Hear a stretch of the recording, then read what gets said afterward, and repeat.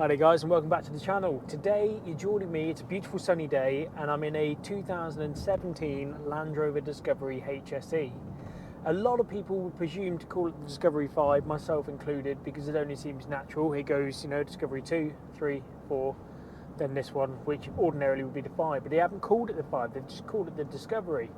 And this one is the HSE specification, of which, as we've known from previous Land Rover models and also current Land Rover models, the HSE is almost at their top of the range base model, if that makes any sense. So you can add additional extras over and above what the HSE comes with as standard, but the HSE comes pretty loaded, also including the sunroofs, which are quite nice to have, lets a lot of light into the air, into the cabin, so it feels very light inside here. Also has the Meridian sound system, which is a fantastic system. I've referenced it in previous videos of mine. It's very good. Front and rear parking sensors, rear reversing camera, heated front seats, heated rear seats. These all come as standard as part of the HSE specification, and 9 times out of 10 most people would go for the HSE spec, and you can understand as to why, because Land Rover have almost put it as their flagship of this is everything that you'd want in a car. So it definitely makes sense. And the Discovery 5, or I'm going to keep referencing as the Discovery 5 just so we don't get confused, is a very big car. It's far bigger than I was kind of anticipating when I first had one in. Obviously I've had a fair few of the Discovery 4s through, sold those quite a lot, and I was kind of expecting it would be a similar size, but it's not. It's bigger. It certainly feels bigger, gives the presence that it's bigger as well, but I don't necessarily think it's a bad thing. It's a very comfortable drive. You're still sat upright. I'd say it probably has moved forward quite a lot in terms of looks. The aesthetics are very pleasing. It's not quite so block shape as it was in the Discovery 4, albeit that was more of an iconic kind of Land Rover shape. I think this one is kind of slotted into the lineup really well. I've also watched a few review videos myself on both the Range Rover product and also the Land Rover product. And a lot of people compare this to a Range Rover, and I can do that quite easily as well because I have a Range Rover. I have the L494, albeit the slightly older one's 2014 when it first came out. So very much of the media console and everything's very different in mine in comparison to this. But the only thing I would say is, or the only thing I would question rather, is why are we kind of comparing the two? It has similarities. I'm not going to shy away from that fact. And obviously a lot of the switchgear and everything has come straight from a Range Rover product, or vice versa. For example, I mean, these steering wheel controls here are the exact same steering wheel controls that I've got in a 2016 Range Rover that's in the showroom, which would be made obviously before the Discovery was launched in 2017. But that doesn't really mean anything. It's, Land Rover and Range Rover are all under the same umbrella, aren't they? So a lot of people, I think, naturally progress to compare it to a Range Rover Sport. And as much as I say I can see similarities, it's not trying to be a Range Rover. It comes with the 7 seats, comes with a great level of specification, which the Range Rover also has, but it's not trying to be a Range Rover, otherwise you just get a Range Rover. For example, in my Range Rover, which I do love, it's the 3-litre SDV6, that's producing 292 brake horsepower. When the 2017 Discovery was first launched, it came with the 3-litre TDV6, which is in this one here, but it's 258, so there's a slight power difference there. It doesn't necessarily feel that different on just your everyday driving. I do think that my Range Rover will get up and go a bit better, but all in all, this isn't meant to be what the Range Rover Sport is. This is meant to be a more luxurious take on what is essentially still a Land Rover Discovery, and I think they've got that absolutely spot on. For example, as I say, in my Range Rover, with the top dash, the centre dash, and then the bottom of the door cards, it's all finished in leather, which is a lovely thing to have in a luxurious car, but it's a real pain in the backside if you were to get it dirty. The Land Rover still caters for that market, that it's got this wipe clean material. It's almost like a plastic material, and it's just so much easier just to keep on top of it if it's going to be used as a workhorse, which of course a lot of these Land Rovers are. They're still made for the farmer to put everything that he needs into his car, use it as a bit of a workhorse, and then still use it over a weekend or take it out for the evening or whatever it might be. And I think they've got that absolutely spot on. But it fits in both worlds. That's the great thing about these Land Rovers, isn't it? In the sense that it will look at home driving through city centres, as it will out in the countryside lanes like I am today, or even dragging things across fields. It does everything, and it does it all ever so well. So the Land Rover has to be seen as a separate entity to the Range Rover in this instance, in my opinion. And I think once you do that, once you realise that it's not a Range Rover Sport, it's a fantastic Land Rover, it's a great car to have. They do also do the 2-litre turbo diesels, and I have driven one, and it was okay for your round town driving, although I just think it's a very big car to have what is a 4-cylinder 2-litre turbo diesel in it. I'd always kind of angle towards getting this 3-litre, albeit not the most powerful one. It has actually since been superseded with the 3-litre SDV6, that's 306 brake horsepower. But this is certainly no slowpoke. It's very, very capable, very comfortable. I've got these nice big wide seat bases. I've got my armrest. This is also going to be used as an armrest. It's like a centre cubby hole and bits and pieces as well. And it's a very, very comfortable. I can definitely spend hours in this car. The biggest upgrade from my perspective was the information system to the Discovery 4. They've got this later screen, and it's a great screen to use. It also has the Apple CarPlay functions, which are really quite nice. The only thing I would say is obviously technology has moved on again. In this particular one, it has to be plugged in, as against in the later ones it would do wirelessly with the Apple CarPlay. I mean, it is what it is. It's still a great function to have on the screen. You also don't have to have Apple CarPlay. You can just use their entertainment system that they put in. It's still very, very good. It's very responsive, does everything that I wanted to do as and when. All very intuitive, very easy to use. So yeah, really, really pleased with that upgrade over the Discovery 4, the later information system. And again, been superseded since, but these are the more traditional dials in this one here. They do now have a digital display, which is quite nice. The touch sensitive buttons in the later ones as well look quite nice, although they look like they have a lot of finger smudges and bits. So these again are very physical buttons. So this is almost, it's a very nice new design of the Discovery 5, but it was the first edition of it, which meant that these things did soon get superseded.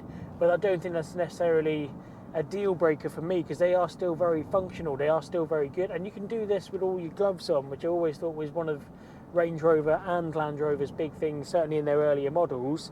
For example, these buttons here, the nice big dials that you can do with your temperature gauge, but if you press them and turn them either left or right, it does your heat and your ventilation on your seat, which is quite a nice thing to have. So you don't actually have to go through the screen.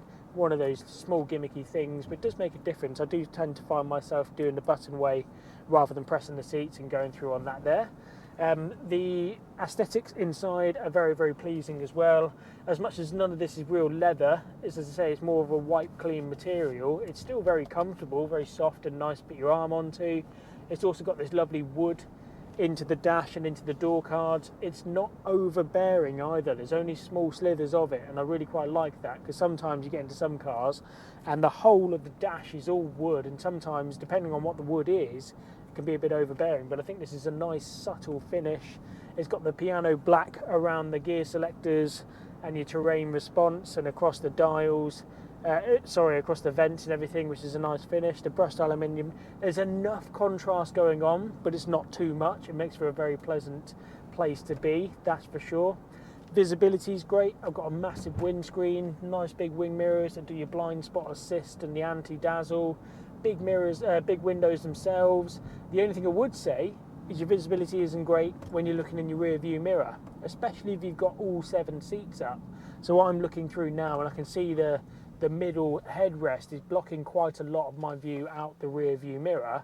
And then when the rear seats are up as well, the third row of seats, and those headrests are also up, it's pretty much blocking your entire view. So if you're not going to have many people in the car, you can just obviously put those headrests down. But if you do have a full car full of people, then I don't suppose it's too much different to what you'd have in any other car. You just can't really see much in your rear view mirror. The other cool thing with the rear seats is they're all electronically operated. And at first you think, oh, it's just more to go wrong, but everything's built to a good standard these days. You'd like to think they're not going to give you too much of a headache. But there is a button that you can press and it will flatten all of the seats. They all come down at the same time. and then a button to press to bring them all back up, or you can actually control the 2 rows individually. So if you wanted just the left hand side to go down, you've got 2 buttons you can press, one for the rear and then one for the middle row, and they'll both go down. So it's quite a good thing to have. It makes it really easy. You haven't got to faff about with levers or anything. Just press the buttons, you're good to go. So what I really like about this is the practicality of it, in the sense of you haven't got to do a lot of faffing about to get the most versatile amount of space that you can. For example, these cup holders here, very useful to have, but you can slide them forward and out of the way, providing my phone's not there, and you've got a big cubby hole just below where a farmer can put his baler twine before putting his park and change in his cup holder. So they really have thought about all people, I think, in this instance. The Discovery was always going to be more for the agricultural kind of aspects, and I think they haven't shied away from that. They just brought more of a luxury feel to it. I'll come back at myself in this roundabout and we'll head up the hill. But the 3 litre, I'm impressed with that. It's paired with this 8-speed automatic gearbox, and I've always raved about the 8-speed. I think it's a great number of gears to have. So we've got a nice clear road.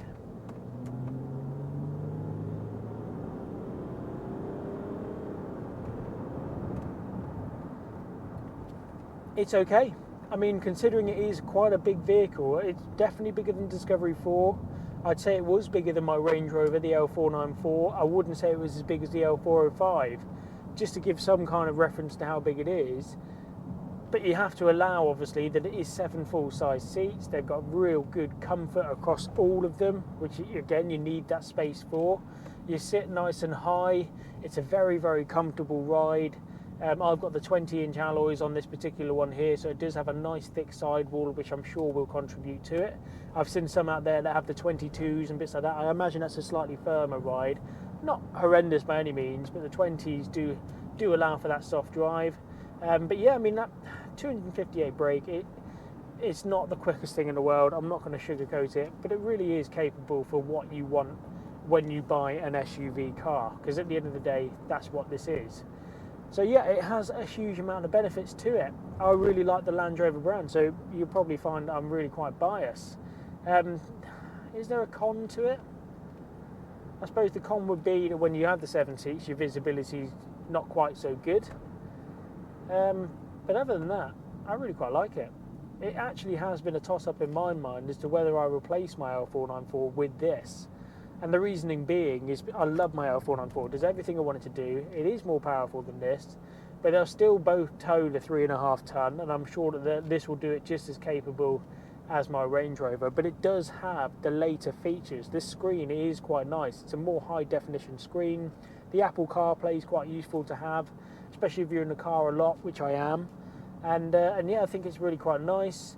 The start technology, you can turn that off down here. Doesn't have any warning lights. It's a weird thing I've got with my car. When I turn the start and stop off, it comes up with an orange warning light in your dash, and you'd almost think, well, there's something wrong. There isn't. It's just where you've turned it off, but this doesn't have any of that. All the information's displayed a lot clearer on this centre screen. I've got the traditional dials, but in the centre there, it gives me a huge amount of information. Gives me like traffic sign recognition, obviously all your fuel, your media and everything like that, that's all in there too, and that's relatively standard on cars these days.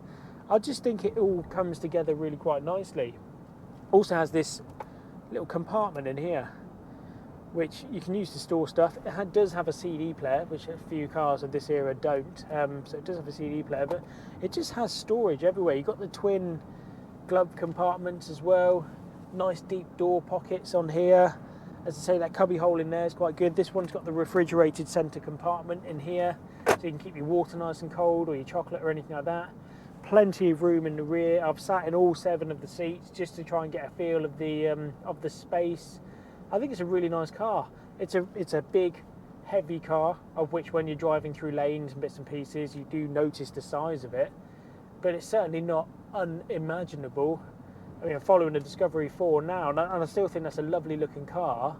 There was a lot of kind of speculation when this one first came out that it looked a bit odd with the number plate to the side, but then when you look at the Discovery 4, it also has a number plate to the side, albeit a slightly different fashion. It all kind of progressed quite nicely when you look at the Discovery 4 to the Discovery 5, it does have a very modern take, but still staying true to its core being a Discovery. So yeah, I really like it. I really do. MPG wise, let's have a look, see what we're getting.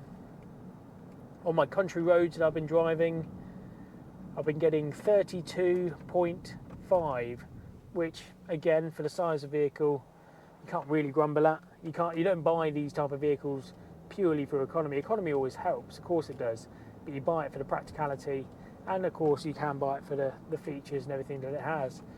So yeah, running costs aren't so bad. Obviously there's a lot of speculation around the 3-litre SDV6 engines, where people will go on and you know, I'm sure there'll be comments on this particular video about the crankshafts failing and things like that. But I think as long as they're really, really well maintained, and you find one with a great service history, with, you know, sensibly looked after, you can always give a good sign with tyres, if it's on really good tyres all round, things like that to look out for. I think they're great cars, and yeah, it is genuinely a bit of a toss-up as to whether I change from AL494 into this, or whether I just hold out for a little bit longer, because I really want one of the new shape Defenders.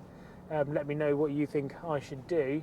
I really hope you've enjoyed the video. Again, I am very much a Land Rover biased man, so I do apologise if you don't really agree. But anyway, hope you enjoyed the video, and I hope to see you for many more. Thank you.